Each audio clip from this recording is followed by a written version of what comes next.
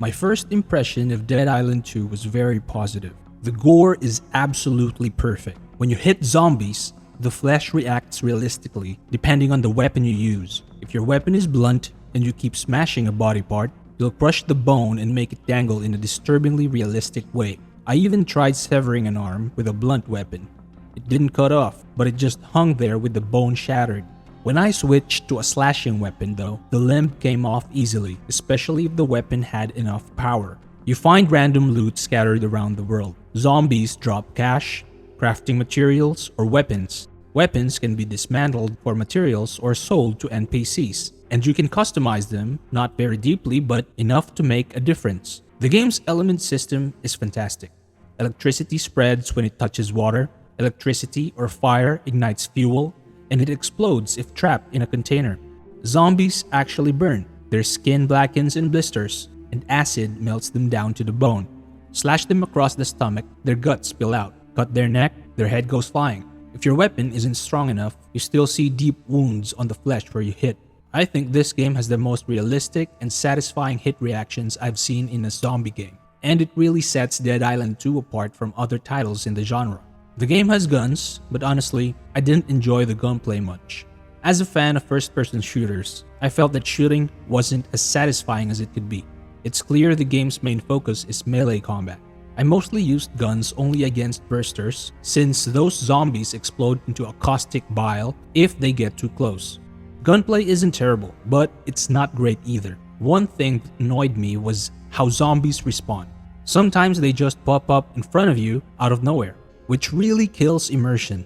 When I clear an area, like the ground floor of the Sterling Hotel, I'd expect it to stay clear for a while. But if I just walk a few meters away and come back, new zombies are already waiting for me. It's not exactly a bug. The game is designed to repopulate areas, but it can feel frustrating when you just want to enjoy an empty space you worked hard to clear. Playing the game from level 1 to 30 on normal was fairly easy. I only died a few times, usually when I got careless and got flanked by bursters. It was never stressful, except for those moments in dark, cramped areas with creepy noises, only for some monster to finally lunge out at me. The real challenge comes in New Game Plus. All zombie types appear right from the start, and you can find all item drops. You really have to watch your health and play skillfully, but it's much more rewarding.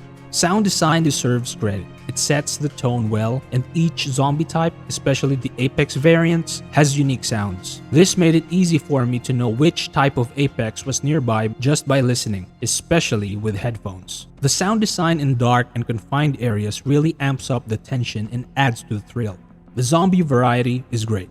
The in-game Zombiepedia logs every type you encounter, and as you kill more of a specific type, it reveals more details, including their weaknesses. From slow shamblers to fast runners and unique Apex variants like Screamers or the Hulking Crushers. There's a good mix to keep combat from feeling repetitive. The world isn't huge, but the map design is excellent. Each zone feels handcrafted with lots of details. There aren't any boring empty spaces. I actually found myself stopping just to admire the scenery or small touches that make the world feel alive. At first glance, the story feels familiar. Another zombie outbreak hits Los Angeles, the military struggles to contain it, and your chosen character happens to be immune.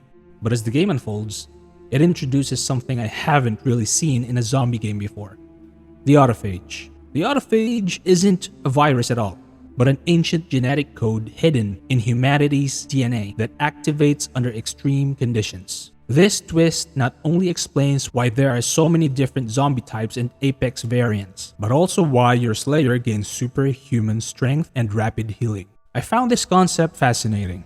It makes the outbreak feel like a natural part of human evolution rather than a random accident, almost like a hidden failsafe left behind by whoever designed us. Similar to the Isu in Assassin's Creed lore.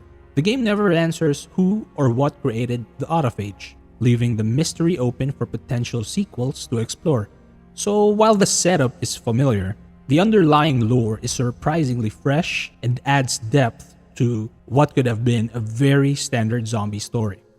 Side missions are fun and sometimes quirky, though they don't add much deep lore. They mostly show how other survivors are coping, which helps flesh out the world. I went into Dead Island 2 expecting a scary, horror-filled experience, but what I got was more of an action-packed, gory thrill ride. And honestly, I enjoyed it. While there were a few moments that creeped me out, especially the clown boss level, I never felt constant fear. Instead, I felt like a badass zombie slayer having fun with some of the best melee combat I've played in a first-person game.